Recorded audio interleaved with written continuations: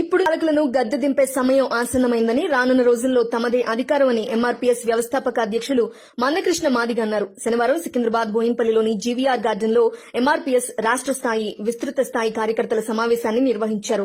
ఈ కార్యక్రమానికి ముఖ్య అతిథిగా ఎంఆర్పీఎస్ వ్యవస్థాపక అధ్యక్షులు మందకృష్ణ మాదిగ పాల్గొన్నారు.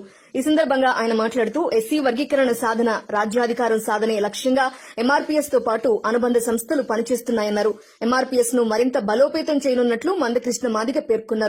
రానున్న రోజుల్లో ఎస్సీ, ఎస్టీ, బీసీ వర్గాలతో రాజ్యాంగాన్ని సాధించుకునేలా ప్రతి ఒక్కరూ కృషి చేయాలని ప్రతిజ్ఞ చేశారు. ఈ కార్యక్రమంలో వర్కింగ్ ప్రెసిడెంట్ యాగంటి సత్యం, ప్రదీప్, రాష్ట నాయకులు విజయరావు, శ్రీకృష్ణ, అజిత్, కళ్యాణ్, జగదీష్, కొంపల్లి శ్రీకాంత్ తదితరులు పాల్గొన్నారు.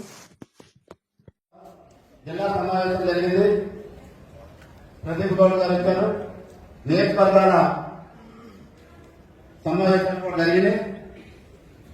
2-3 నియోజకవర్గాలు, ఒక నియోజకవర్గం కూడా కేంద్ర సహాయ మంత్రి కిషన్ రెడ్డి